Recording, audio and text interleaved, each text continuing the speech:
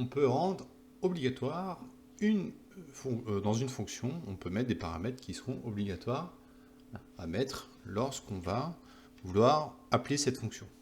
Ok. Alors, là, je vais rappeler la fonction pour exemple.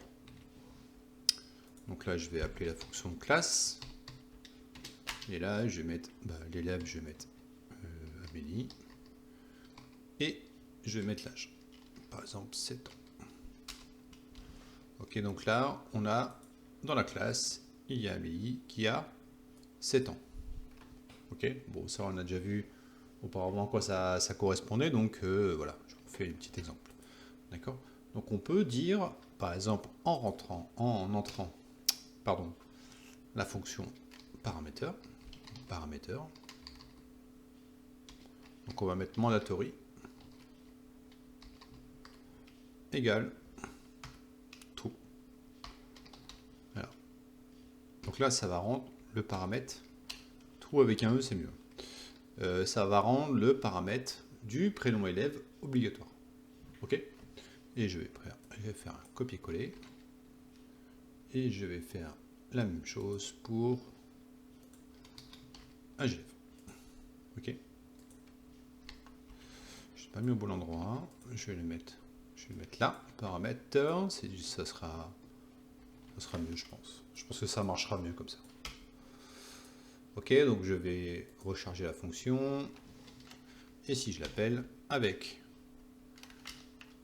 si j'appelle la fonction classe, donc là je dois rentrer le prénom d'un élève. D'accord. Appelette de commande classée à la position du pipeline commande. Fournissez des valeurs pour les paramètres suivants. Donc là j'ai pas le choix. Donc je vais mettre Amélie.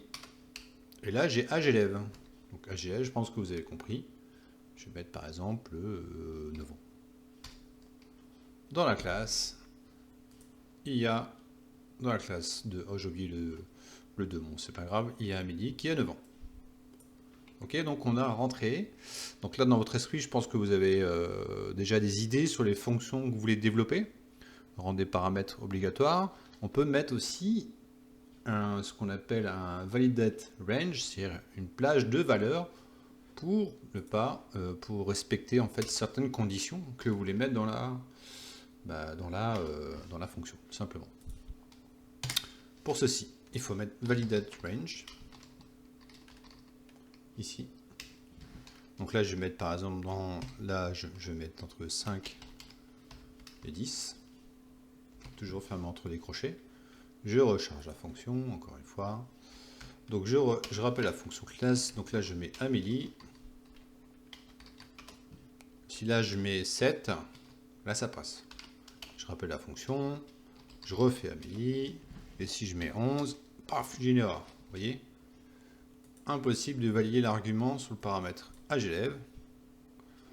L'argument 11 est supérieur à la plage maximale autorisée.